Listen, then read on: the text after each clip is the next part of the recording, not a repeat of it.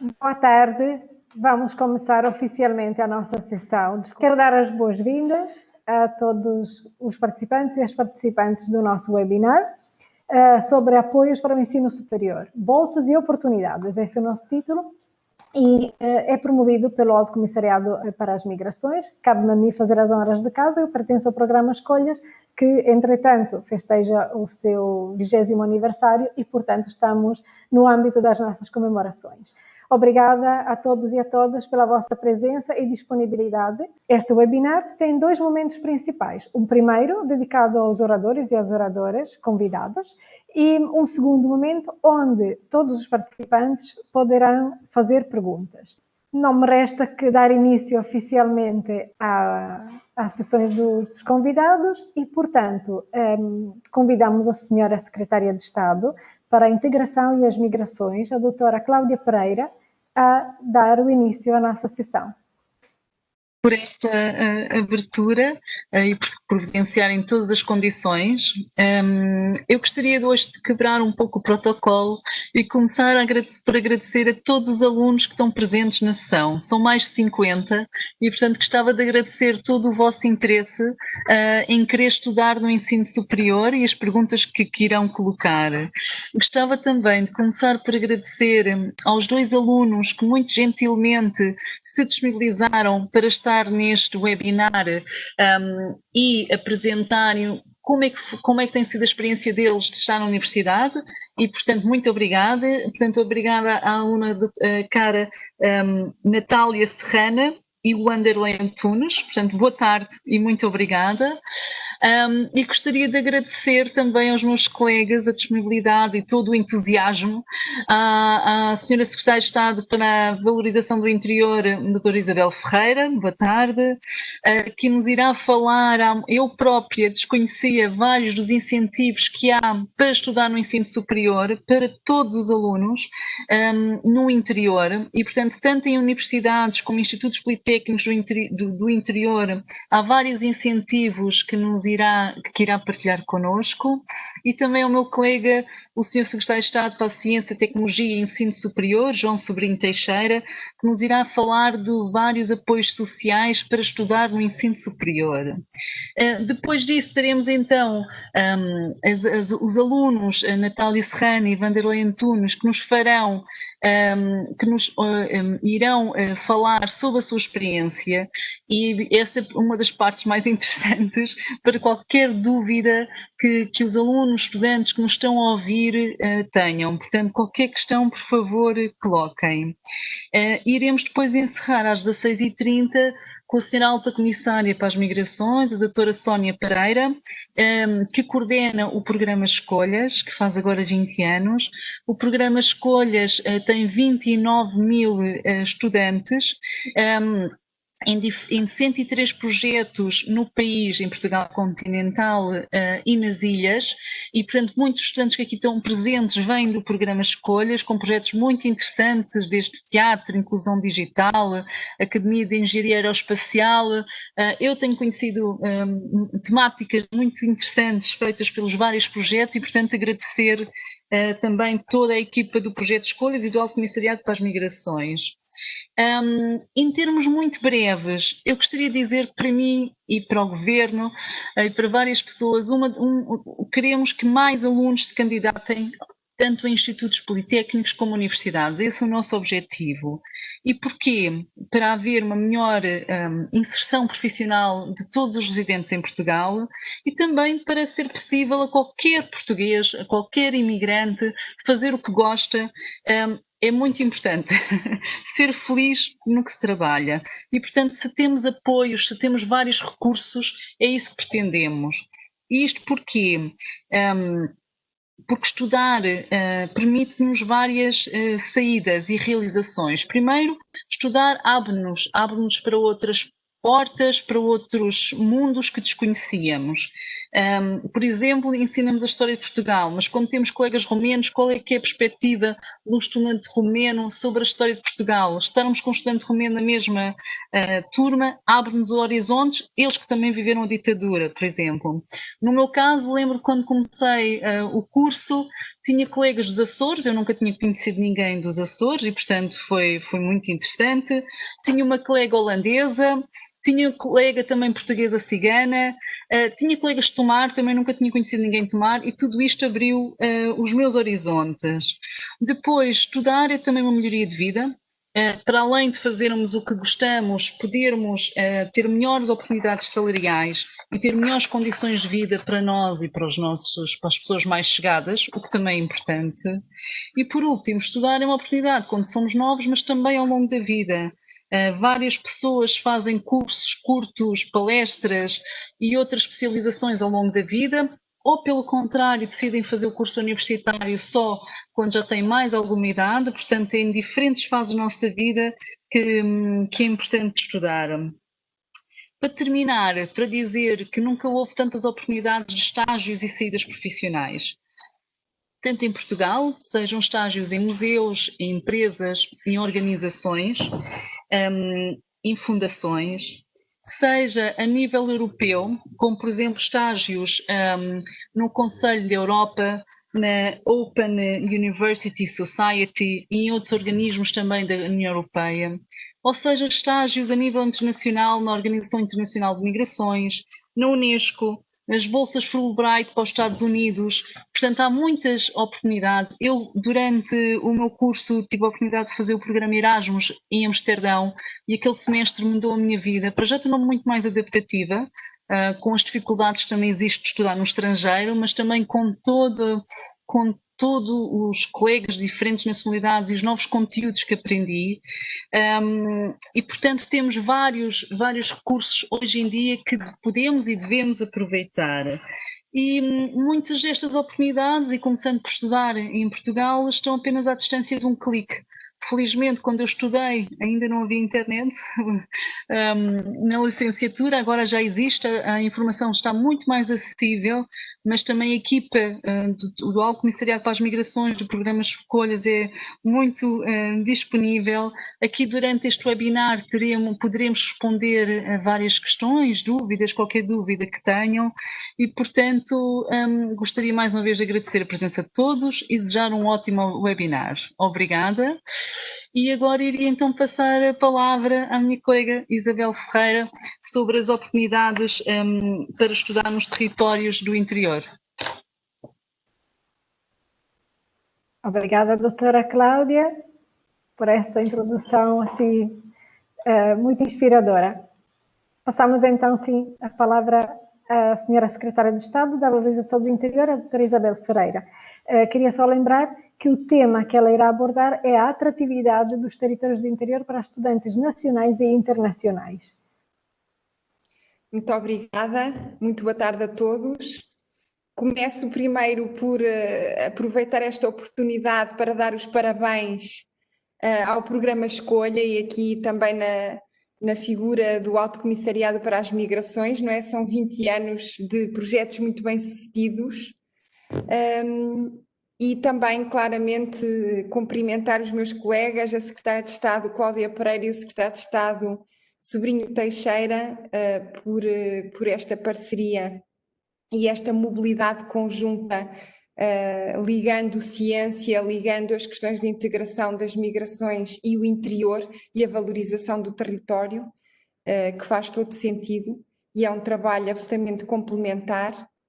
E cumprimentar todos os alunos ou candidatos a alunos e encarregados de educação e todas as pessoas que estão connosco a assistir a este webinar.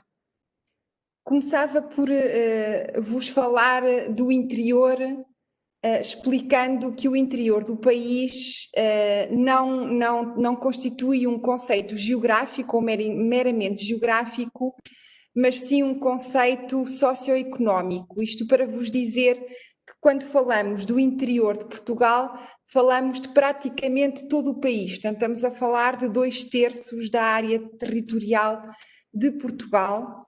e isto tem a ver essencialmente com indicadores socioeconómicos, como eu dizia, incluindo a demografia e os indicadores demográficos e os indicadores também ligados ao PIB, ao número de empresas, etc.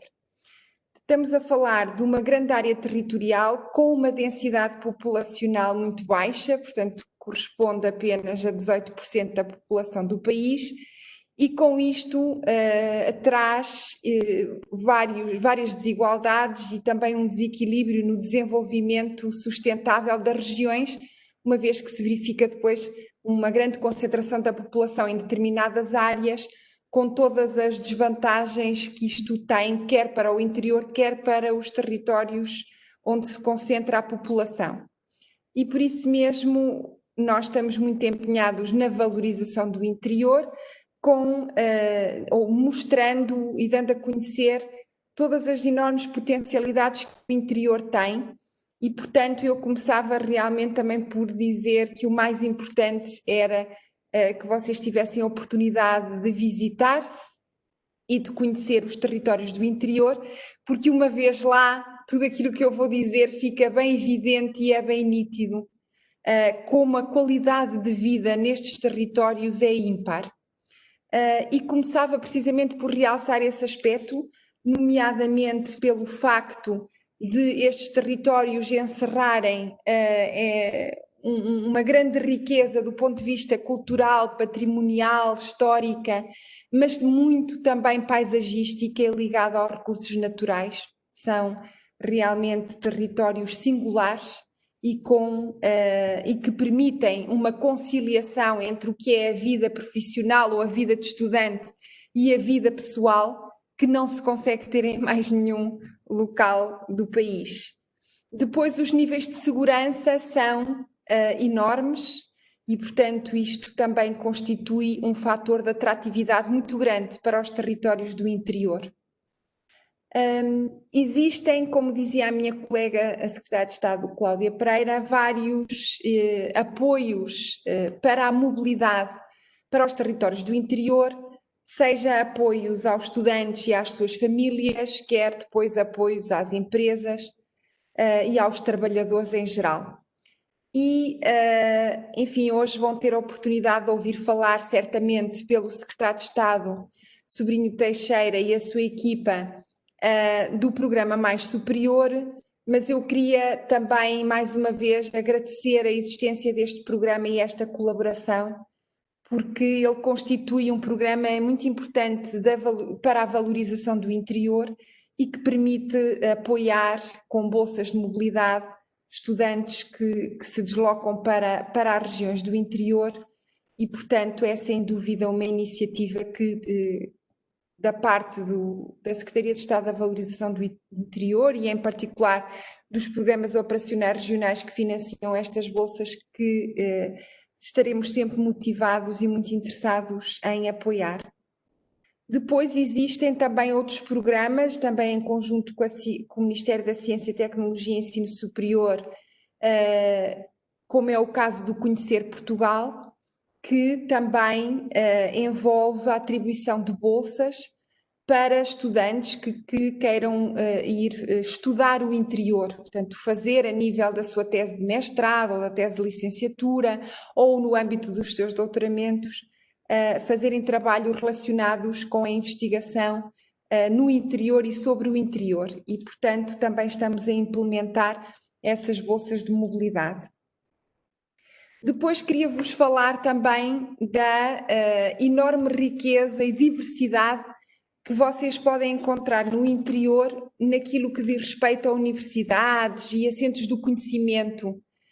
E hoje em dia um estudante, quando procura uma instituição de ensino superior, procura o pacote completo, que faz a sua formação pedagógica, mas também a sua formação científica, e hoje muito ligada aos centros de investigação, aos centros de transferência de tecnologia, aos centros do conhecimento.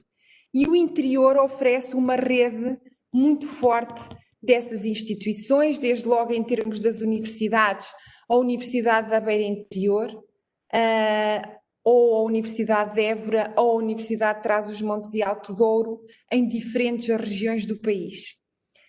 Em termos de institutos politécnicos, queria também realçar a enorme oferta que existem e o seu papel também muito importante para aquela que é a valorização do interior e a coesão territorial, e por isso temos também no interior o Instituto Politécnico da Guarda, de Beja, de Bragança, de Castelo Branco, de Porto Alegre, entre outras escolas superiores que também se localizam nos territórios do interior e que permitem uma oferta bastante diversificada de todas as áreas formativas que os estudantes procuram, não é? Desde as tecnologias, às engenharias, às ciências da saúde, às ciências da educação,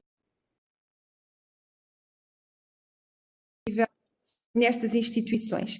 Queria também destacar que no interior existem vários centros de ciência viva, também aqui polos muito importantes ligados à ciência, nomeadamente o Centro de Ciência Viva da Floresta em Proença Nova, o Centro de Ciência Viva de Bragança, de Estremoz, de Constância, ainda em Grândola e em Foscoa, portanto no Museu do Coa. Existem também vários clusters tecnológicos ligados à vinha, ao vinho, aos recursos minerais, mas também vários laboratórios colaborativos que são agora associações entre instituições de ensino superior, entre politécnicos, universidades e empresas, e que também se distribuem pelo interior e que são muito importantes também nesta articulação com as instituições de ensino superior e que os estudantes também devem procurar, nomeadamente o Laboratório Colaborativo Montanhas de Investigação, em Bragança, o Laboratório Colaborativo da Vinha e do Vinho, em Vila Real, ou o Forest Wise, também com sede em Vila Real, ligado à floresta, ou ainda um Laboratório Colaborativo para a Economia Circular, cuja sede é em Oliveira do Hospital, ou o Inove Plant Protect, tem a ver com soluções inovadoras de base biológica para a proteção de culturas agrícolas no Alentejo, em Elvas, o Food Lab ligado às questões alimentares em Idanha, entre outros exemplos que eu poderia dar nos territórios do interior, mas para vos mostrar que não é só do ponto de vista formativo, mas também do ponto de vista científico, os territórios do interior são riquíssimos. Depois queria aproveitar também para vos dizer que os estudantes que vão para o interior, para além destas bolsas de mobilidade e de apoio, também são alvo de vários benefícios fiscais para as suas famílias, nomeadamente ligadas às despesas de educação e de formação, que são dedutíveis à coleta de IRS em 30% do seu valor, até um máximo de 800 euros. E, portanto, o valor suportado a título de despesas de educação e de formação por estudantes inscritos em estabelecimentos de ensino superior que se localizem no interior do país tem uma majoração de 10 pontos percentuais, o que eleva o limite global para a dedução de 800 euros para 1000 euros, quando a diferença seja relativa às despesas também incluídas nas rendas de imóveis. Enfim, estes pormenores que eu estou a dizer podem encontrar de forma mais detalhada no portal do Governo, naquele que se chama o Guia Fiscal do Interior, onde vão ver quais são os benefícios que podem ter ao ir estudar para o interior e, efetivamente, a conjugação destas medidas da contabilização das rendas e da majoração dos gastos em despesas também de educação tem um efeito positivo substancial nas finanças dos agregados familiares. E ainda, só para vos dar assim um exemplo mais quantitativo, para além destas despesas terem esta majoração de 10 pontos percentuais, acresce ainda ao facto do custo de vida no interior ser mais baixo do que o custo de vida fora do interior, o que é também e o que torna estes territórios mais atrativos.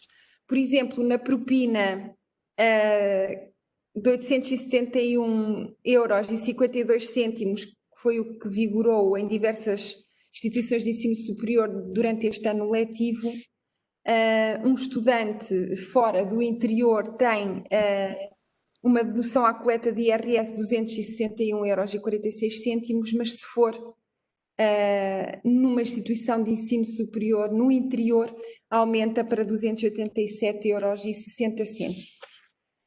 Depois, finalmente, queria também realçar que as oportunidades de emprego no interior também são cada vez maiores e por isso estamos também a desenvolver várias políticas no sentido de incentivar estas dinâmicas de oportunidades de emprego, o que é sempre muito importante também quando se escolhe a universidade ou o politécnico para onde se vai estudar, ver e perceber também as oportunidades de emprego nessas regiões.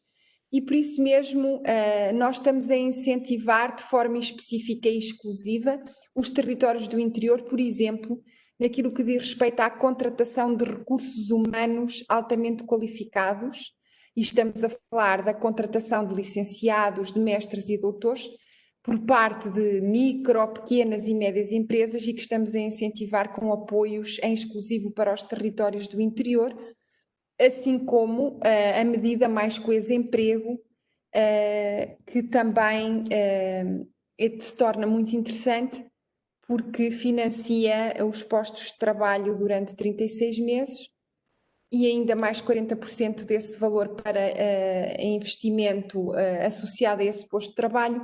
Mas o que eu queria aqui realçar é que isto é uma oportunidade também para os jovens licenciados que podem ser contratados ao abrigo desta medida do Mais Coesa Emprego, que casa também com a nossa medida do trabalhar no interior, que apoia a mobilidade de trabalhadores para o interior e, portanto, isto também pode ser interessante para as famílias dos estudantes que estejam a residir neste momento fora dos territórios do interior e, ao ir trabalhar para o interior, têm acesso a estas medidas do emprego interior mais, nomeadamente no pacote do trabalhar no interior.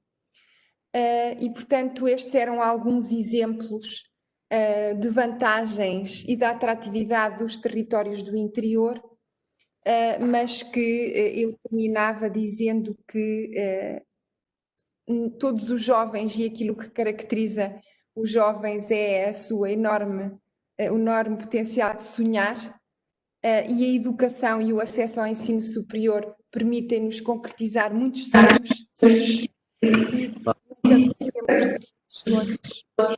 Podemos ter esses sonhos a partir de qualquer ponto do país, a partir de qualquer ponto do mundo, nos lugares mais improváveis e, portanto, nunca devemos ter receio das nossas escolhas e a partir do momento em que escolhermos um determinado território para fazer o nosso percurso de formação, o nosso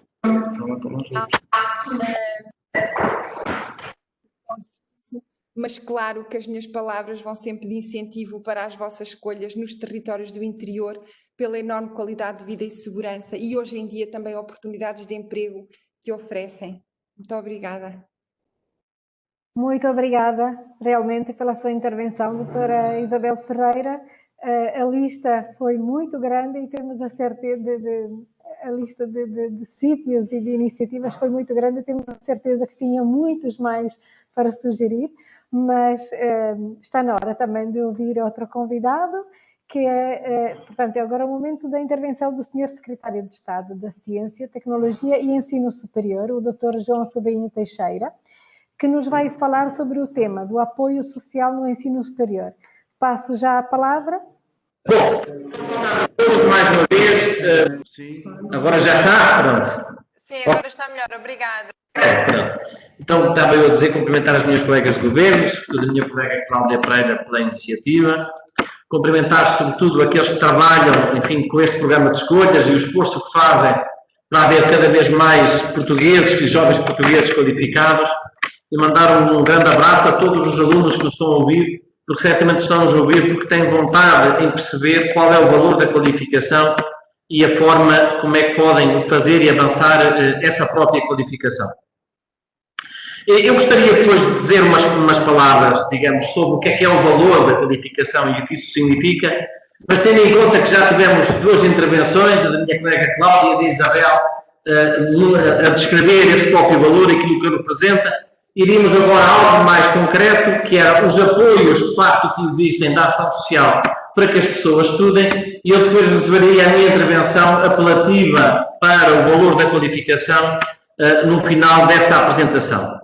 Esta apresentação vai ser feita aqui pela doutora Priscila Couto. Ela tem uma apresentação em PowerPoint, 5 PowerPoints, uma coisinha assim muito leve. Procura explicar então quais são os apoios que o Estado português dá aos seus alunos em função das suas necessidades para que possam estudar. Nós estamos aqui 3 no gabinete. A doutora Priscila Couto é a diretora de serviços da Direção-Geral do Ensino Superior, encarrega exatamente a ação social, e o Negessem, que está aqui também como meu adjunto no meu gabinete, também a trabalhar com este próprio programa. De maneira que eu já percebi, pelo vosso silêncio, que a internet deve estar a funcionar, deve nos estar a ouvir bem, e eu ia passar a palavra à Priscila Couto, que nos vai falar um bocadinho daquilo que são então esses apoios. Nós aqui somos interativos, eu posso interrompê-la de vez em quando para esclarecer algum ponto que eu acho que possa ser mais interessante, e depois sei que vai haver um período onde é que podem fazer perguntas e, portanto, nós estaremos à espera dessas perguntas para depois poder responder. Nós agora vamos começar com a dança das cadeiras para vocês me ouvirem em eco, eu vou retirar e aqui a Priscila vai fazer essa apresentação, então. Então vou começar por pedir aqui a vossa ajuda para ter a certeza que estão a ver o que eu quero mostrar. Estão a ver? Ok? Estão a ver? Estão a ouvir? E a ver? A ver e a ouvir perfeitamente. Então, boa tarde a todos.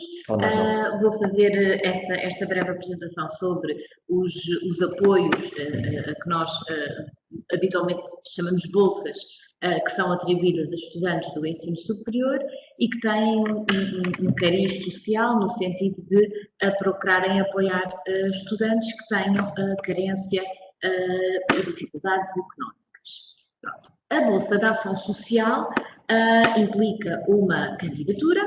Quando é que essa candidatura pode ser feita? Entre 25 de junho e 30 de setembro, portanto, bastante antes do início do ano letivo, que normalmente começa em setembro, embora haja sempre a salvaguarda de quem, por exemplo, só se inscreve no fim de setembro ou no início de outubro, no ensino superior, tem sempre 20 dias a contar da inscrição para fazer a sua candidatura. Portanto, não é por se inscrever mais tarde que deixa de poder fazer a sua candidatura. E pode, inclusivamente, candidatar-se mesmo quando ainda se está a candidatar ao ensino superior. Portanto, é tudo feito com alguma antecedência para se tentar que, quando o ano letivo arranque, os estudantes já comecem a receber desde cedo o apoio de que necessitam. Como é que isto tudo se processa? É tudo online, através do site da GES. Existe uma área específica para candidatura à bolsa de estudo. O candidato tem que obter credenciais, um utilizador e uma palavra passe. Pode obter, quando está a candidatar-se ao ensino superior, através do Concurso Nacional de Acesso, que também é exclusivamente online, ou então pode, se entrar por outra via, ou se esqueceu, ou se deixou passar, pode sempre contactar uma instituição de ensino superior, uma qualquer, para obter essas credenciais, no fundo, para se registar enquanto candidato, para poder aceder a esta área reservada na qual se candidata. Nessa área terá que preencher alguma informação, dados pessoais e sobre o agregado familiar e a situação económica, ou melhor, tem que dar algumas informações sobre o seu agregado, sobre os rendimentos, para se poder apurar a situação económica. Em termos de resultado, depois há um prazo legal para decidir sobre a bolsa. No caso de quem ingressa pela primeira vez, este ano funcionará um projeto piloto de atribuição automática aos candidatos que acabaram de entrar pelo Concurso Nacional de Acesso, em função do escalão de abono que tinham no ano letivo anterior, no secundário. Portanto, se tinham o escalão 1, terão direito automaticamente, portanto, eu diria que pouco depois de ver os resultados do Concurso Nacional de Acesso, uns dias depois, uma semana depois, terão direito automaticamente a uma bolsa. podem ouvir. Ok. Eu só ia, digamos, reforçar, eu vou desviar para aqui para não virem com ele. Eu só ia reforçar um bocadinho aquilo que a Priscila está a falar, nesta questão da atribuição automática, que é um aspecto importante. Porque normalmente percebe-se quando se faz uma candidatura, há sempre algum tempo para obter a resposta. E se o aluno é carenciado, ele pode pensar como é que eu vou poder, digamos, estudar se tenho que esperar 2, 3, 4 meses, em função do tempo que as instituições de ensino superior vão analisar para ter a resposta. E este ano, pela primeira vez, vai haver a prerrogativa que a Priscila Couto está a falar. Ou seja, se vocês já estiverem no secundário e se forem bolseiros no primeiro escalão, nós iremos tentar que no próximo ano já abranja quer o primeiro, quer o segundo, e essa atribuição é automática e, portanto, se candidatarem ao ensino superior, terão automaticamente bolsa antes de qualquer análise se vierem, de facto, desse primeiro escalão. Pronto.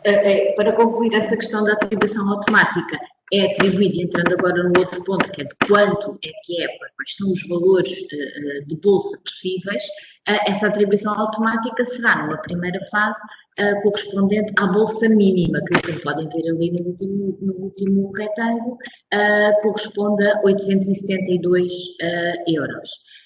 Mas as bolsas depois, em função da real situação do estudante e da sua família e dos rendimentos globais de todo o agregado, podem variar entre essa mínima, 872, e no próximo ano o máximo está nos 5.504.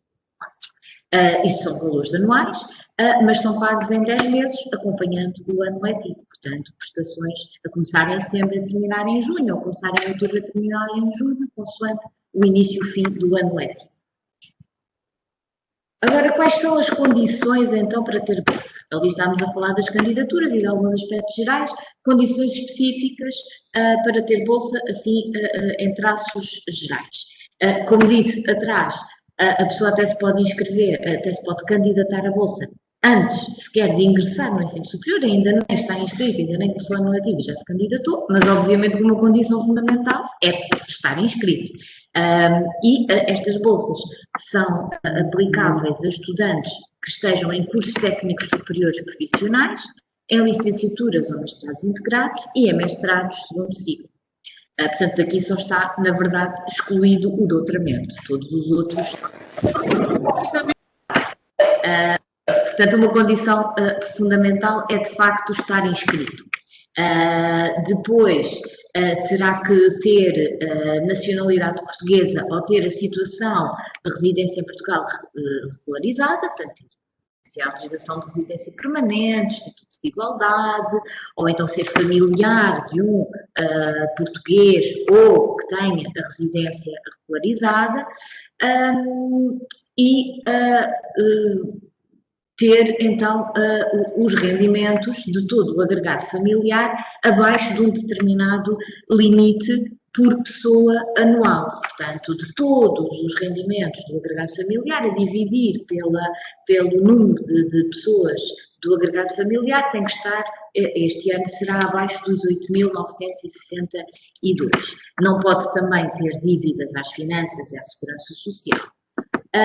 Especificamente aqui sobre esta questão dos rendimentos, tenho alguns exemplos só para perceberem como funciona, porque a bolsa depois é calculada em função dos rendimentos e vai variar com os rendimentos e com o número de pessoas do agregado. Por exemplo, uma família, 3 pessoas, um exemplo simples, pai, mãe, um filho, e ambos os pais têm rendimentos, oferem o salário mínimo, anualmente têm determinado valor, 16.800, a dividir por 3 elementos do agregado, dá um determinado valor, vai dar, neste caso, a bolsa mínima, os 872. Mas já, por exemplo, se nessa mesma família, o quadrado abaixo, de 3 pessoas, apenas um dos pais, só o pai, é que tem rendimentos, a mãe não trabalha, serão rendimentos mais pequenos, a dividir pelo mesmo número de pessoas, pelos 3 na mesma, e já vai dar uma bolsa superior, 2.724. E depois, do outro lado, vêm outros exemplos. Uma família maior, com 4 pessoas, em que apenas um, ou em que ambos, recebem o salário mínimo, mas a dividir pelos 4 vai dar naturalmente uma bolsa superior a do exemplo do lado. E no último, no quadradinho da direita em baixo, uma família já de 5 pessoas, e só uma das pessoas é que tem rendimentos, imaginemos que é a mãe, serão os rendimentos anuais da mãe a dividir por 5 pessoas, já vai dar um valor de bolsa mais elevado, 3.844. São apenas alguns exemplos para perceberem como é que aqui a conjugação é feita entre os rendimentos e o número de pessoas do agregado. Voltando um bocadinho atrás, só para terminar, centramos um bocado no primeiro ano, mas naturalmente que a bolsa é atribuída todos os anos, podem candidatar-se a bolsa e podem ter bolsa em todos os anos do curso. O que acontece é que nos anos seguintes, para além dos requisitos, das condições que já foram mencionadas, terá que ter depois um aproveitamento mínimo para poder manter a bolsa, que é de 60%. Portanto, tem que fazer um bocadinho mais do que o número de créditos e disciplinas em que está inscrito. Portanto, tem que haver aqui um aproveitamento mínimo para poder beneficiar de bolsa nos anos seguintes. Mas pode beneficiar e, inclusivamente, se fizer, por exemplo, um curso académico em que faz um curso técnico superior profissional, depois vai para uma licenciatura, poderá ser bolseiro em todos os anos e em todos os ciclos, e depois a seguir ainda vai fazer um mestrado, ainda poderá ser bolseiro nesse mestrado. Em paralelo com isto, estes são os valores de bolsa, propriamente dita, mas existe ainda a possibilidade de ter um complemento de alojamento se o estudante estiver deslocado, portanto desloca-se da sua residência habitual e vai estudar para o interior, por exemplo, e tem a possibilidade de ter um complemento de alojamento. Se for em residência, a residência universitária tem ali um valor quase padrão, pode haver pequenas variações, mas é quase padrão, pelo menos para os bolseiros, e é de 76, 79 euros, e será esse o valor, que corresponde exatamente àquilo que é cobrado na residência. Se não tiver lugar em residência e tiver que rentar um quarto, uma casa, colegas, etc., pode receber até 219,41 € por mês. Portanto, este é um valor limite. Se pagar menos, vamos imaginar que paga só 200 € pelo quarto, só recebe os 200 €, mas se pagar 250, só recebe os 219, mas em todo o caso é uma grande ajuda. Bom, se me permite, só aqui uma questão que eu gostava de realçar, para se perceber. A doutora Priscila Couto apresentou nos slides anteriores o valor da bolsa que o aluno terá direito em função do que ganha o pai, do que ganha a mãe, se são 2 filhos, se são 3 filhos, em função daquilo que é a família. E estão esses valores com esses exemplos. Mas depois, não sei se perceberam, neste último slide, se porventura o aluno, imaginemos que é de Felgueiras e vai estudar para Castelo Branco, ou seja, se ele tem que se deslocar para fora da sua residência, ele, além da bolsa, tem direito a ter alojamento. Se a instituição de ensino superior tiver residência, o próprio Estado dá-lhe um valor, que são 76 €, que é para pagar essa residência. E, portanto, o aluno não terá que pagar nada mais para estar numa residência. E continua a receber a bolsa. Mas se não tiver lugar na residência, ele dá-lhe um complemento até ao valor de cerca de 220 € para alugar um quarto, enfim, na cidade onde é que está. Portanto, isto é para dizer que o aluno tem direito à bolsa, mas se de deslocar e for bolseiro, ele também tem direito ao pagamento do quarto ou ao lugar na residência. Exato, portanto, lá está, um complemento. Acresce ainda, é complementar à bolsa, independentemente, aí não vai variar em função dos rendimentos, vai variar em função do custo com o quarto, com a residência, portanto aí o que determina o valor já não é tanto os rendimentos do agregado, mas o custo do alojamento em que vai ficar. E pronto, sobre as bolsas de ação social, que nós habitualmente falamos, usamos esse termo, bolsas de ação social, era tudo o que tinha para dizer, mas em seguida iria também falar um bocadinho de uma coisa que já foi mencionada há bocado, que são as bolsas mais superiores.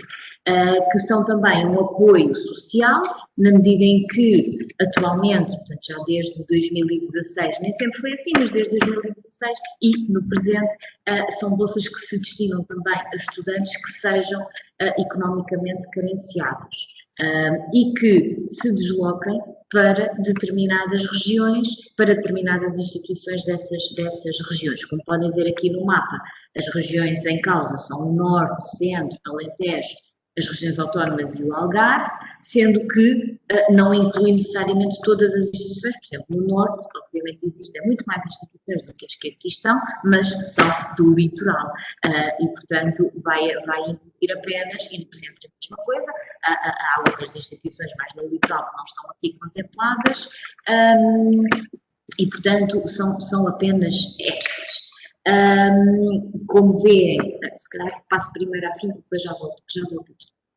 Portanto, o objetivo, como já tinha dito, é apoiar a frequência do ensino superior em regiões que têm gente, precisamente para incentivar a que os jovens se desloquem para essas regiões, eventualmente se fixem depois, no futuro, nessas regiões, e jovens estudantes que sejam carenciados. Mais uma vez, é naturalmente condição estar inscrito num teste, numa licenciatura ou num mestrado integrado, neste caso não são atribuídas a estudantes que estejam em mestrados, tem que residir fora da região para onde vai estudar, e tem que ter bolsa de ação social, portanto, aquela questão de só se vai apoiar os estudantes carenciados, tem que estar demonstrado que eles são carenciados pelo facto de terem bolsa de ação social. E atenção que esta é uma bolsa cumulativa, portanto, tem a bolsa de ação social e tem esta. Aliás, para ter esta,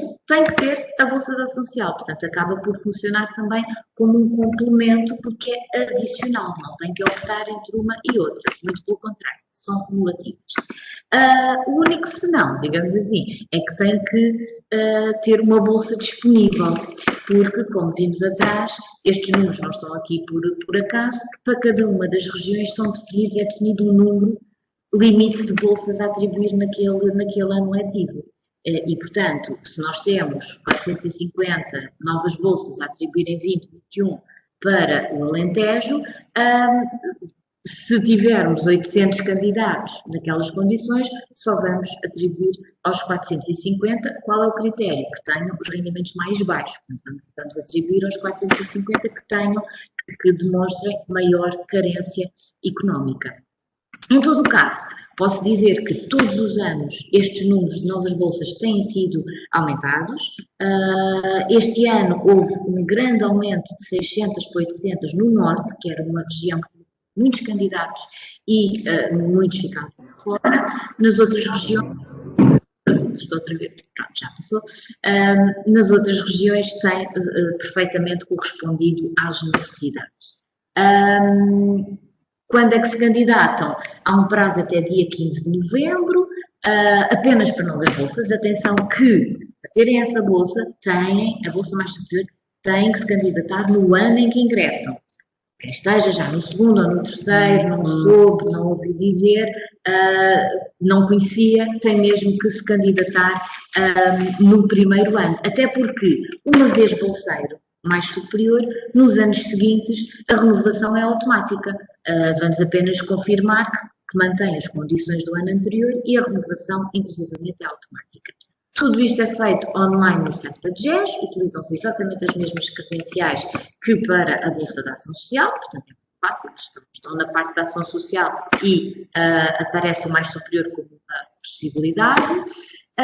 E queria só que... Sim, nós depois vamos partilhar. Sim, não é só porque eu queria ver o que é que estava ali. Pronto. E essa bolsa tem um valor, aqui também não varia em função dos rendimentos, porque é um valor fixo, 1.700 euros anuais, mas para inscritos em cursos técnicos superiores profissionais ou estudantes que tenham ingressado pelo regime de maiores 23, a bolsa é majorada e tem um valor de 1.955 euros anuais.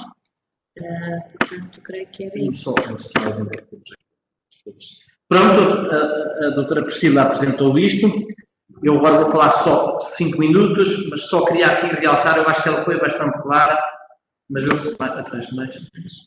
só queria realçar aqui uma questão, para fazer aqui um resumo, ou seja, se o aluno for carenciado, estão a ver agora este PowerPoint, em função daquilo que os pais ganham e do número de pessoas na família, pode ter uma bolsa maior ou menor, que é atribuída, vamos supor que o aluno é do Porto, estuda no Porto, recebe a bolsa, num dos exemplos que está aqui, ou uma bolsa maior em função daquilo que o pai e a mãe ganham, ou do número de irmãos que o aluno possa ter, mas, como tínhamos dito, se o aluno, este mesmo aluno, for do Porto e se deslocar, digamos,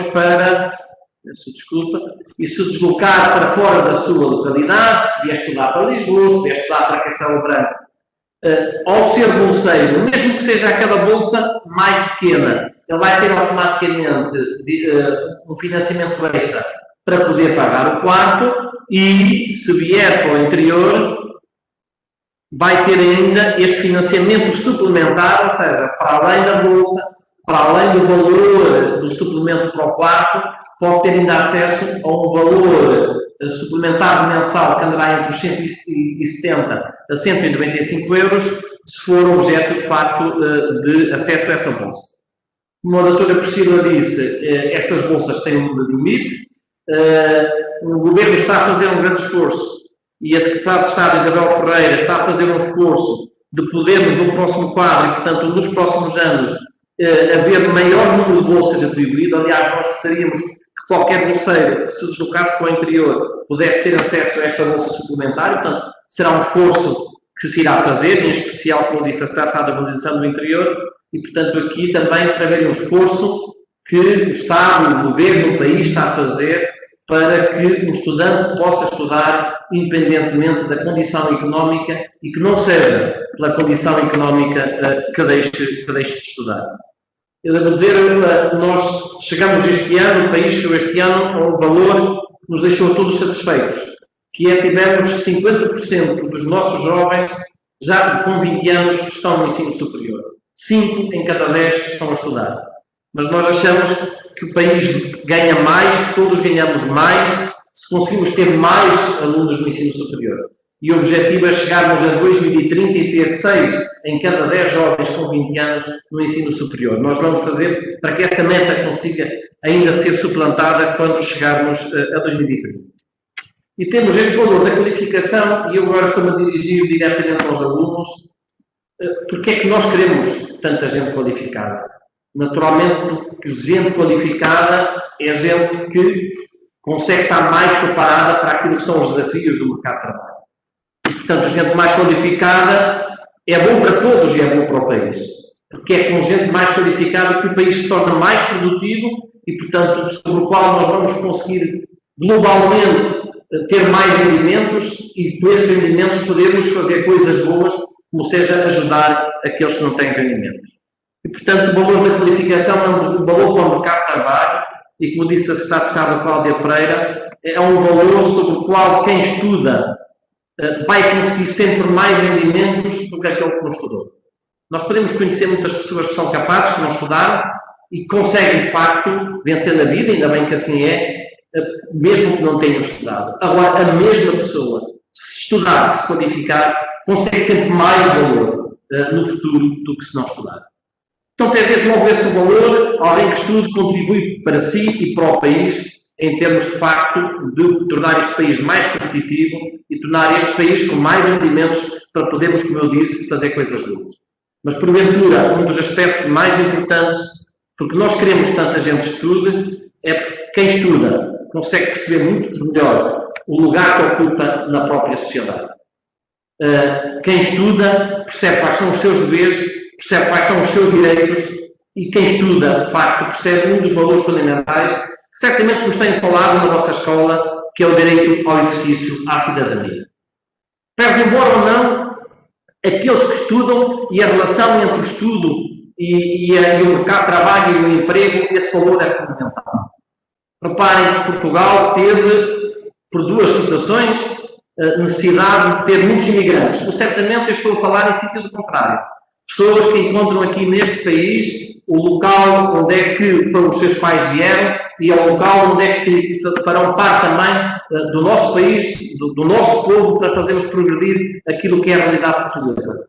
Mas nós tivemos, de facto, uma vaga de imigração há pouco tempo, uma vaga de imigração quando foi a crise económica. Muitos jovens portugueses tiveram que emigrar para vários países da Europa, mas sabem como é que eles emigraram? Emigraram de uma forma qualificada. Esses jovens tiveram que emigrar, souberam quais eram os direitos que tinham, a posição a que tinham direito, quais eram os deveres para os países que o receberam. Foi completamente diferente da imigração que nós tivemos nos anos 70, numa música muito bem retratada por Linda de Souza, que diz uma mala de cartão numa estrada de França. Foi exatamente a imigração que este país teve de fazer, na altura porque não havia rendimentos, mas que tinha uma população pouco qualificada e teve de passar por esse tipo de provação. Portanto, até mesmo numa situação de dificuldade económica, a qualificação tem valor. E a qualificação tem valor, como eu vos dizia, por essa percepção do direito à cidadania. E por mais qualificação que tenhamos, necessitamos ainda sempre mais e mais qualificação.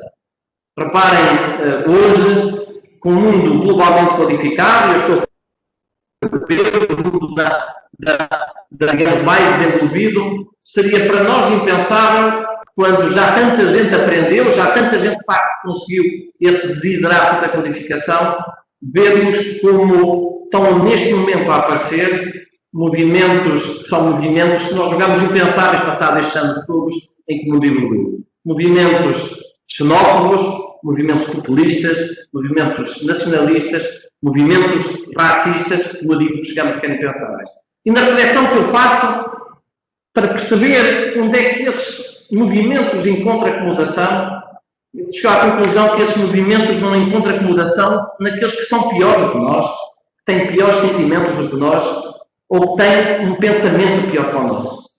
Pois, sobretudo, naqueles que não tiveram a sorte na vida de se qualificar.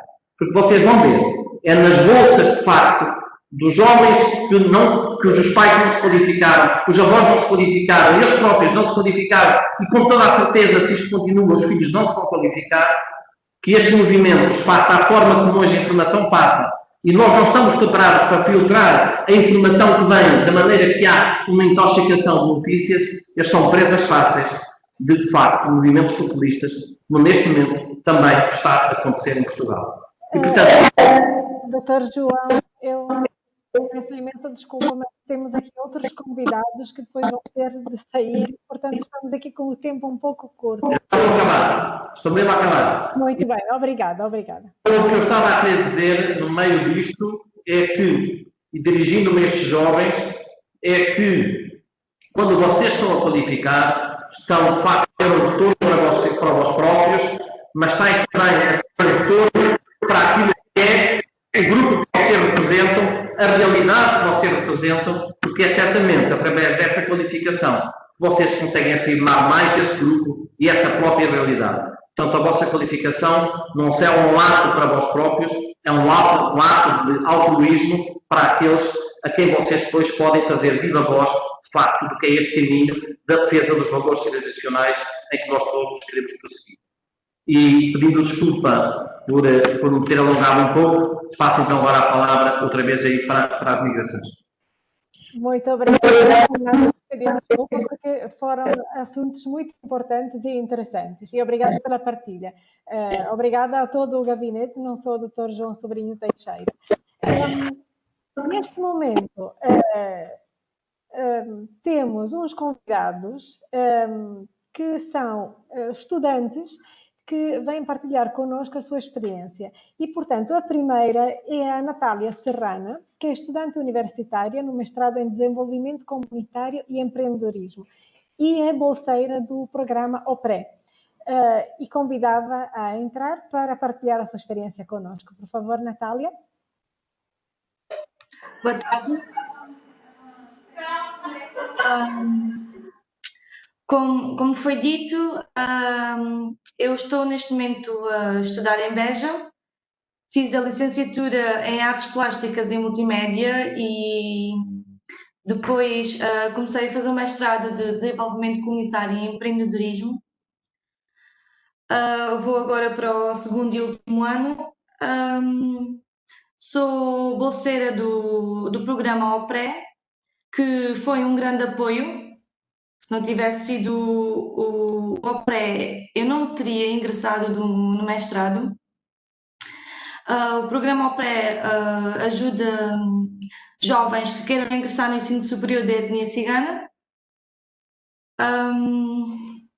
Não sei ver se alguém tem perguntas ou como é que querem saber bem a minha experiência. Natália, de momento podemos deixar assim, e sim, se alguém tiver perguntas, poderá colocá-la depois aqui na nossa chat e a tempo devido eu irei abrir essa pergunta e irei fazer, está bem? Se quiserem partilhar mais alguma mensagem, senão deixamos para depois, está bem? Está bem. Muito obrigada. E então, obrigada, Natália. Vamos ver se depois alguém tem perguntas. E eu passava a palavra agora ao outro estudante, que é o Vanderlei Antunes, que é estudante universitário no mestrado em Administração Autárquica e é bolseiro da DGES. E, por favor, pedia que entrasse para partilhar o seu testemunho conosco. Muito boa tarde. Queria começar por parabenizar e agradecer também pelo convite que foi a mim endereçado. E também complementar também os digníssimos oradores que foram espetaculares nas suas apresentações. A doutora Cláudia Pereira, secretária de Estado para a Integração e Imigração, o professor Sobrinho Teixeira, secretário de Estado para a Ciência, Comunicação e Ensino Superior, e a doutora Isabel Ferreira, secretária de Estado para a Revolução do Interior. A minha experiência, para mim, em Portugal, sou natural de São Tomé e Príncipe, para começar, natural de São Tomé e Príncipe. Inicialmente vim para cá, para Bragança, nomeadamente em Mirandela, para fazer um curso profissional em produção agrária. Após ter terminado o meu curso profissional de 3 anos, ingressei para o IPB, inicialmente para fazer um curso de técnico superior. Posteriormente, acabei por ingressar em licenciatura, em solicitadoria, segundo ano de mestrado em administração autárquica. Estudar em Bragança, para mim, foi uma grande oportunidade, tanto que já estou cá há 10 anos e pretendo continuar cá se assim oportunidades surgirem para muitos anos. Estudar em Bragança, no Norte, como referiu a doutora Isabel Ferreira, tem suas vantagens, tem novas vantagens, tanto ao nível académico que o Norte propõe. Também tem a facilidade em termos de integração e qualidade de vida também. E tudo isto proporciona a um aluno que escolhe interior para estudar uma oportunidade de poder formar com qualidade e ter uma carreira brilhante no seu futuro. Sempre fui bolseiro da DGES, após ter entregado no ensino superior, no STES, no SET, curso técnico superior, concorri para a bolsa até o momento. Tenho sido bolseiro, claro que tem as suas, como posso dizer, tem os seus pontos fortes e os seus pontos fracos. Portanto, aqui os pontos fortes é a possibilidade de poder concluir, certo? É muito certo que a bolsa de estudo que sempre recebi da DGES foi um peso muito importante para a minha formação superior, uma vez que sem ela, certamente, hoje, poder ter os cursos que tenho, é de valorizar esta oportunidade e esse esforço do governo em poder, em cada ano que passa, em poder disponibilizar mais recursos para os estudantes poderem ter essa oportunidade de poder estudar no ensino superior é de uma grande valia. Por isto, também espero que tenham esta mesma oportunidade, que escolham principalmente também o interior, que pelas suas qualidades e pelas suas vantagens que tem em termos de estudo, para que possa posteriormente conseguir concluir os seus objetivos. Não sei se depois, se caso houver algumas questões, também estou disposto para poder esclarecer. Muito obrigada, Vanderlei, foi muito claro. E sim, caso haja perguntas, irei de novo chamar. Realmente, neste momento, os testemunhos diretos teriam acabado e passávamos então à segunda parte das perguntas e respostas. E eu ia já aproveitar aqui uma pergunta que foi feita para a Natália, como acabamos de ouvir. Começava por esta. Portanto, Natália, se me está a ouvir, diz aqui: boa tarde, gostava de saber como está a ser a experiência profissional da Natália Serrana, se já realizou um estágio profissional e, desde já, agradecer a colaboração na campanha de prevenção da Covid-19 para as comunidades ciganas. Portanto...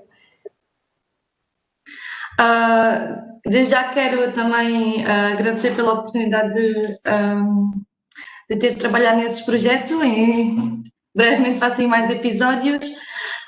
Quanto ao estágio profissional, candidatei-me agora, estou à espera. Em princípio, se tudo correr bem, irei para o Museu Regional de Beja, que é a área no qual eu gostaria de trabalhar no futuro. Também depois do mestrado pretendo fazer doutoramento já mesmo na área relacionada com a museologia, o património e estas áreas assim históricas. Muito obrigada. Bem, realmente as histórias inspiradoras hoje multiplicam-se. Bem, eu ia passar, enquanto eu faço as próximas perguntas, convidava outros participantes que tivessem perguntas para as colocarem aqui na chat, porque assim vamos já colocando em lista de espera, está bem? E, portanto, eu agora passava a uma pergunta que julgo que terá de ser respondida pelo gabinete do Dr. João Sobrinho Teixeira, mas responda quem de direito. Portanto, aqui temos: e se o aluno for de Évora e estudar em Évora, também tem direito a bolsa mais superior ou tem de ser alunos deslocados? Bom, normalmente quem responde isso é possível, mas algumas coisas eu vou sabendo. Não, nesse caso não tem. Portanto, ou seja, o aluno, para ter direito à bolsa para o interior, ele tem que se deslocar, digamos, de uma zona do litoral para o interior, e nesse caso é que tem bolsa. Portanto, alguém que esteja em Évora, como já reside em Évora, não vai ter direito a esse suplemento. Mas atenção, se me permite acrescentar, mas é possível se deslocar dentro do interior. Portanto, se vem de Castelo Branco ou se vem de Porto Alegre para Évora, aí já terá. Agora, de Évora para Évora, de facto não. Muito obrigada. Passo à próxima pergunta, que acredito seja de novo para vós. Portanto, diz aqui: no simulador de bolsas do site da DGES é preciso alguns documentos, como por exemplo o anexo J ou anexo F, que eu não tenho no meu IRS. Estes documentos tenho que os solicitar nas finanças?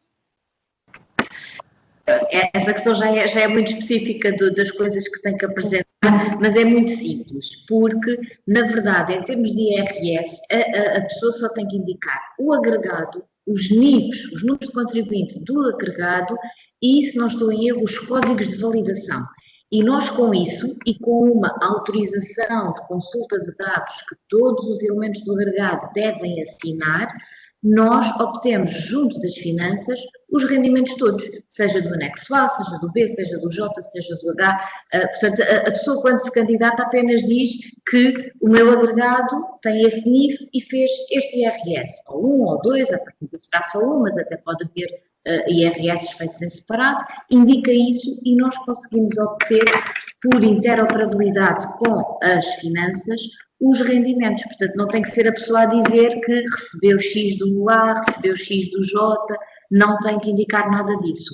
No simulador deve está como uma frase genérica a dizer que os rendimentos, incluindo os vários anexos A, B, H, J, etc.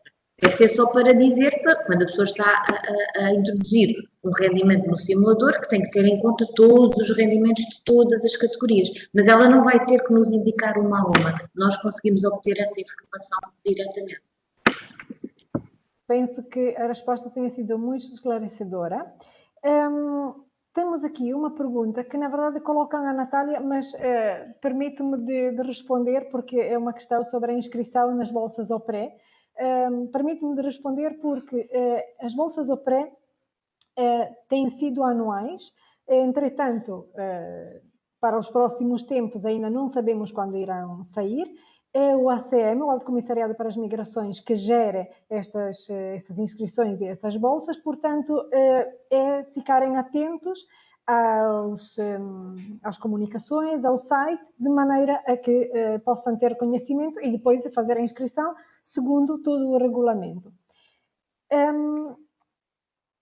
Para adiante, portanto, outras perguntas. Temos aqui. Se for um aluno a estudar em e-learning na Universidade Aberta, tem direito à bolsa? E-learning corresponde a ensino à distância?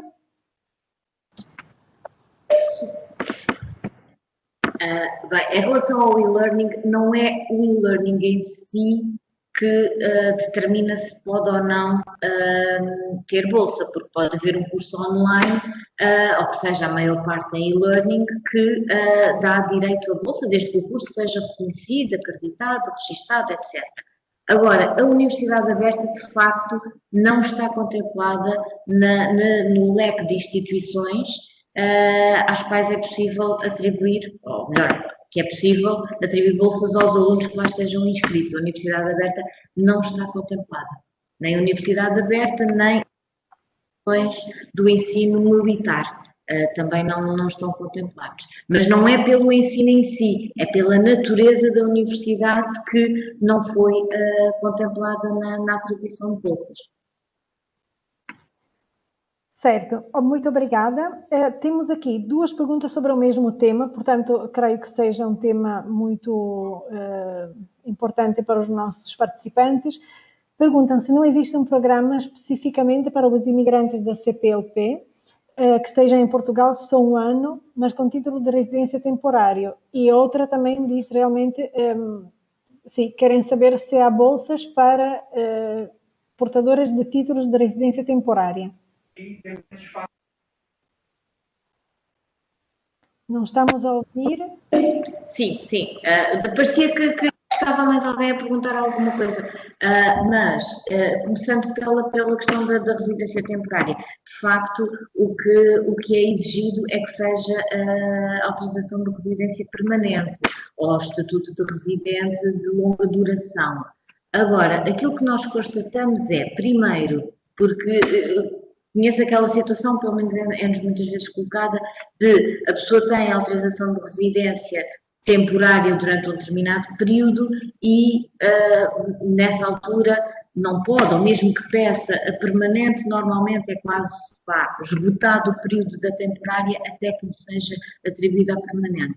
Mas a nossa experiência é que, se justificarem que é para efeitos de atribuição de bolsa, o processo é mais rápido. E há sempre uma outra situação, que é, a pessoa pode, o próprio bolseiro tem que ter autorização de residência permanente, mas também pode ser familiar de alguém que tenha. E, portanto, normalmente é assim que se resolve a situação naquele período temporário em que ainda tem a residência ainda não permanente. E, portanto, tem-se conseguido dar a volta de alguma forma, mas o que é exigido é a permanente. Em relação em relação a estudantes que venham dos países da CPLC, ora bem, a única situação que nós conhecemos e em que de facto não há necessidade de ter pode estar provisoriamente em Portugal apenas para estudar, é um protocolo que existe entre o Ministério do Ensino Superior, já desde há muitos anos, com Cabo Verde, em que o governo português paga as propinas dos estudantes que venham estudar para Portugal enquanto bolseiros de Cabo Verde. Portanto, há esse apoio que já existe há bastante tempo, que é pagar as propinas dos estudantes que venham de Cabo Verde, mas é o único, e que sejam bolseiros do Estado de Cabo Verde, sim. E, portanto, sendo bolseiro, já está identificada a carência, não é? Vêm para Portugal e o compromisso é de pagarmos, o Ministério pagar a propina desses estudantes. Acho que perdemos a net. Estamos a ouvir? Sim, estamos a ouvir. Sim, perfeitamente. Muito bem. A próxima pergunta, eu não sei se será novamente para vocês ou se será com a doutora Isabel Ferreira. Tem a ver com as questões do interior, mas creio que será mais convosco. Portanto, se deslocar de uma zona do interior para outra do interior, tem-se direito à bolsa mais superior? Sim, pode já, porque tínhamos dado esse exemplo, quem vá de Castelo Branco para Évora, ou vá de Évora para Bragança, ou vá de Bragança para o Algarve, por exemplo, que também é contemplado no mais superior. Agora, claro que tem que ser uma região diferente, uma NUT diferente, é esse o critério. Portanto, tem que ter ali alguma distância, de Évora para Évora não, mas de facto se já for de uma NUT diferente, se pensarmos um bocadinho talvez em distritos, mais ou menos, já tem direito, sim. Obrigada. Aqui uma pergunta que diz, gostaria de saber se têm bolsas para cursos de medicina dentária. Essa é uma pergunta já muito específica. Vocês selecionam através de cursos ou simplesmente através de requisitos? Não, digamos, essa questão, a política do governo português é nós damos bolsas para que estudantes carenciados estudem. E, portanto, não há aqui uma diferenciação em termos de ser este curso ou aquele curso. Neste momento, isso é igual para todos. Muito bem. Agora, diz aqui outra pergunta. São muitos os estudantes internacionais que se vão confrontando com uma realidade financeira complexa e que não podem ter acesso à ação social direta. Haverá algum mecanismo extraordinário a ser equacionado para apoio direto a esses estudantes, pelo menos enquanto o contexto pandémico se mantiver? Bom, digamos, esse é de facto um problema e nós conhecemos bem essa realidade. Aliás, está o Vanderlei, que ele também conhece a realidade, que havia muitos estudantes, nomeadamente de Bragança, que aproveitavam o período de verão e iam para zonas turísticas e, portanto, conseguiu aí um suplemento financeiro que era apreciado. Nós estamos aqui, sobretudo, a sensibilizar as instituições de ensino superior para que a cobrança de propinas, nestes casos, tenha também atenção ao contexto pandémico e, portanto, a redução daquilo que é os rendimentos dos próprios estudantes. E, por outro lado, a lei portuguesa não permite atribuir apoios sociais diretos a não portugueses ou não residentes. Não é? Nós só podemos fazer apoios sociais indiretos, que é o que fazemos através digamos, da oferta de refeições, da disponibilização de refeições a preços mais baixos nas cantinas e outro tipo de apoios. As instituições, nós estamos a tentar desenvolver mecanismos que ajudem a mitigar esse problema, nomeadamente através de legislação que já existe, mas queremos aprofundar, onde é que as instituições de ensino superior possam atribuir bolsas a alguns estudantes, diremos internacionais, porque os nacionais ou residentes que têm as bolsas da ação social, possa ser atribuído a esses alunos mediante a prestação de um serviço dentro da própria instituição. Tivemos também, durante este verão, aquilo que chamamos de verão consciência, onde é que foram atribuídas várias bolsas e não havia aqui diferença entre estudantes nacionais e internacionais para que alunos do ensino superior pudessem, de facto, usufruir de uma bolsa enquanto estavam a investigar. Numa legislação que saiu recentemente sobre a questão do Covid também e sobre a possibilidade de contratação, nomeadamente através das entidades do Ministério da Saúde e também das entidades do Ministério do Trabalho e da Segurança Social para a questão dos lares, onde é que ficou uma possibilidade de uma contratação para um trabalho também, que pode ser um trabalho diferenciado em termos de horas, para estudantes do ensino superior, não havendo qualquer diferença entre estudantes nacionais e internacionais. E agora iremos também aprofundar, digamos, esse mecanismo da possibilidade de um trabalho temporário, no apoio, nomeadamente, também a situações que a Segurança Social acha que é importante, em termos de os alunos poderem prestar algum trabalho e serem remunerados por isso. Não diferenciando, mais uma vez, é uma questão que nós fazemos, digamos, questão do nosso governo entre estudantes nacionais e internacionais. Ou seja, dentro daquilo que a legislação nos permite, que são os apoios indiretos, estamos a tentar aprofundar os apoios indiretos, porque percebemos exatamente que há aqui uma quebra de rendimentos que os alunos tinham devido à pandemia, que nós queremos ajudar a ultrapassar e a mitigar. Muito obrigada. E então, fechamos esta sessão de perguntas e respostas com uma última. Esta já foi respondida. Portanto, onde é que os interessados à bolsa de doutoramento devem se dirigir? A bolsa de doutoramento já não é uma bolsa da ação social, ou seja, já não tem por objetivo ajudar ao pagamento dos estudos para que o aluno se qualifique. Nós achamos que essa base é um mestrado e, portanto, já é uma base, digamos, sólida para se conseguir uma qualificação. As bolsas para doutoramento são bolsas para se conseguir ter mais estudantes a investigar ciência e a investigar inovação. E, portanto, isso já é pago pela Fundação de Ciência e Tecnologia, também dentro do nosso Ministério, que abre todos os anos concursos para novas bolsas. Aliás, uma das pessoas com mais experiência, neste caso, é a própria Secretária de Estado, Isabel Ferreira, que se ela quiser complementar aquilo que eu estou a dizer, porque ela dirigiu um grande centro de investigação antes de ser Secretária de Estado, e, portanto, tem essa própria experiência de como é que é a forma, como é que os estudantes se podem candidatar a bolsas de doutoramento.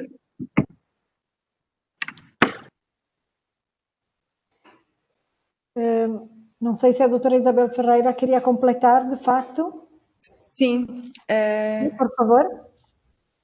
Pronto, neste caso das candidaturas às bolsas de doutoramento, enfim, também podem ter aqui enquadramentos diferentes. Ou a bolsa que é atribuída pela Fundação para a Ciência e Tecnologia, aí exige sempre que haja um processo de acreditação da licenciatura e do mestrado, não é? E depois, tendo esses processos acreditados, que hoje em dia é muito fácil e é automático em plataformas automáticas, devem fazer a candidatura de forma a ter um projeto de investigação e orientadores, enfim, o mais... Como é que eu vou dizer isto? Portanto, a avaliação das bolsas de doutoramento tem sempre como base o mérito do próprio candidato, mas não chega, tem que ser o mérito também da instituição de acolhimento, neste caso da instituição de ensino superior, normalmente um centro de investigação, e do seu orientador. Portanto, quando pensam em aceder a uma bolsa de doutoramento, o melhor sempre é fazer a interação com o centro de investigação da instituição de ensino superior onde querem ir, para pensarem na área mais interessante para cada um e escolher o orientador que realmente tenha, enfim, um currículo competitivo de forma a poder ganhar a bolsa, que é sempre por mérito. Mas, independentemente das bolsas de doutoramento atribuídas pela Fundação para a Ciência e Tecnologia, também é possível ter bolsas de doutoramento no âmbito de projetos de investigação. E, portanto, nesse caso, mais uma vez, a interação deve ser feita com os centros de investigação, que frequentemente também nos seus portais divulgam estas oportunidades e, portanto, há sempre uma candidatura que é depois com base no mérito do currículo do candidato, que passa muito pela classificação que têm como média de licenciatura e de mestrado, mas também com todas as outras atividades curriculares e científicas que foram tendo ao longo do vosso percurso.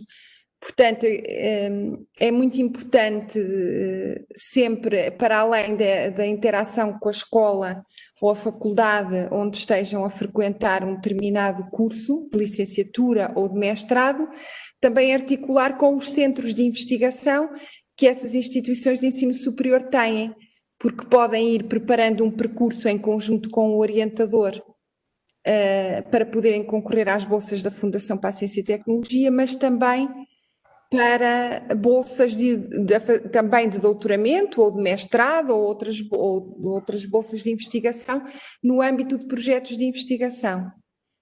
Neste caso em particular das bolsas de doutoramento é que se calhar podíamos especificar que existem bolsas de investigação específicas para os estudantes PALOP, no âmbito das ciências agrárias, nomeadamente.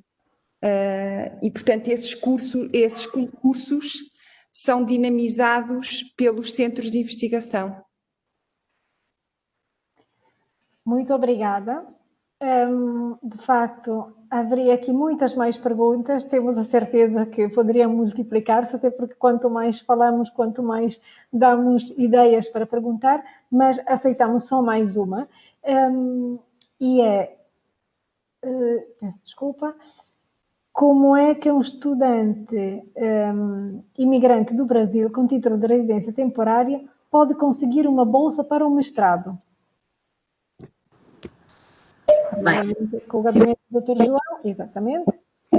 Sim, pronto, tendo em conta que se trata do Brasil, na verdade o que esse estudante deverá fazer é tentar obter o estatuto de igualdade o mais depressa possível, ou seja, em vez de investir na questão da residência, embora certamente queira tratar disso, está imigrado em Portugal, naturalmente querá ter a sua residência, não ficar só com a temporária, mas se obtiver o estatuto de igualdade, já consegue ter bolsa, e eu creio que obter o estatuto de igualdade é bem mais rápido, porque pelo menos temos muito essa experiência de pessoas que até nem estão em Portugal há muito tempo, mas obtiveram o estatuto de igualdade, e isso permite, em igualdade de circunstâncias, ser bolseiro em Portugal em igualdade de circunstâncias com os nacionais portugueses. Portanto, eu diria que se informe sobre essa possibilidade, que será sempre mais rápida.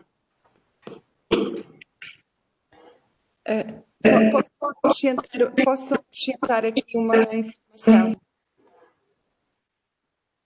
Relativamente aos estudantes do Brasil, eu devo dizer que, nomeadamente a nível do que são as bolsas atribuídas pela Fundação para a Ciência e Tecnologia, as de doutoramento, os alunos do Brasil têm sido eles a ganhar muitos dos painéis de avaliação, ou seja, ficam inclusivamente nas melhores classificações por mérito desses concursos. E especificamente para as bolsas de mestrado, mais uma vez, eu recomendo sempre a interação com os centros de investigação, porque no âmbito dos projetos de investigação, eles atribuem também muitas bolsas de investigação para mestrado e para doutoramento, maioritariamente para mestrado e para doutoramento. Muito obrigada. Creio que, bem, realmente já não temos tempo para mais perguntas, como disse, multiplicam-se, mas temos de ficar por aqui. Quero agradecer a disponibilidade de todos os intervenientes para responder a estas perguntas muito específicas e, neste momento, convidamos a senhora Alta Comissária para as Migrações, a doutora Sónia Pereira, a intervir e a encerrar a sessão. Por favor. Obrigada. Para encerrar, eu renovo os agradecimentos que foram feitos. Peço desculpa se calhar estão a ouvir algum ruído externo, que foram feitos a todos os intervenientes neste webinar, que do meu ponto de vista veio reforçar a importância destas sessões, esta possibilidade de se esclarecer de viva voz os financiamentos que existem, as oportunidades que representam para estudantes que estão a equacionar a sua entrada no ensino superior ou que estão já no ensino superior e que pretendem dar continuidade aos seus estudos. E desse ponto de vista parece-me que é importante e é um esforço que todos devemos fazer de continuar a reunir e disponibilizar esta informação. Quem teve acesso a uma versão preliminar deste programa reparou que, a dada altura, a Associação Nacional de Municípios estava também incluída. Por motivos de indisponibilidade de agenda do Conselho Diretivo, da Administração, não foi possível ter a participação, mas não queria deixar de vos dar conta deste processo que nós temos feito com eles, o ACM, através do seu representante da Associação Nacional de Municípios no Conselho para as Migrações, que é um órgão consultivo do ACM, tem procurado recolher e sistematizar informação sobre as bolsas que são disponibilizadas também pelos municípios para estudantes do ensino secundário residentes no município que pretendam ingressar no ensino superior. Esta informação já reúne um número muito interessante de respostas e será disponibilizada pelo ACM também muito em breve. E parece-me que esta reunião de informação que nós podemos disponibilizar é muito importante e interessante e sem dúvida útil, pegando nas palavras do Sr. Secretário de Estado João Sobrinho Teixeira relativamente à importância do ensino superior e da qualificação superior. Devemos, sem dúvida, motivar, incentivar, reduzir os constrangimentos que podem impedir que estudantes que assim o desejam possam ingressar e ter uma continuidade nesta trajetória. Portugal ainda tem uma percentagem de população entre os 25 e os 64 anos com ensino superior que é inferior à média da União Europeia.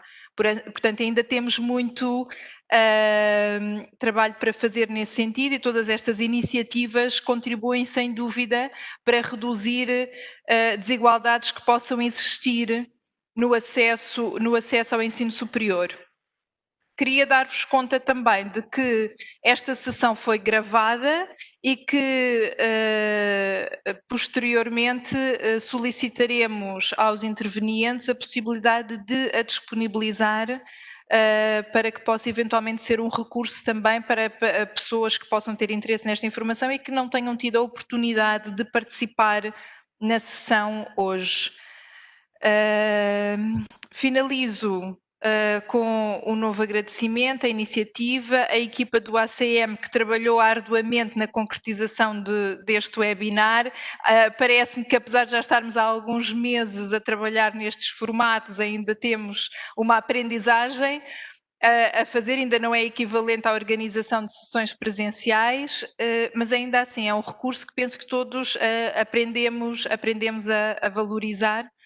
E por isso deixo aqui também a minha palavra de agradecimento, agradecer aos senhores secretários de Estado que participaram, que tiveram também a iniciativa de organizar este encontro, ao programa Escolhas, pelo seu aniversário, pelo trabalho extraordinário que desenvolve já há 20 anos e vai continuar a desenvolver. Saiu hoje a notícia de que a resolução do Conselho de Ministros para a nova geração do programa Escolhas já está publicada e, portanto, muito em breve daremos início aos procedimentos para a nova geração do programa Escolhas. E a todos os participantes que demonstraram com o seu interesse questões, dúvidas, a importância destes processos. Muito obrigada e um resto de um bom dia para todos e todas. Muito obrigada e realmente esperemos que este tenha sido um momento de partilha enriquecedor para todos. Damos a sessão oficialmente por encerrada e uma ótima tarde a todos e a todas. Obrigada.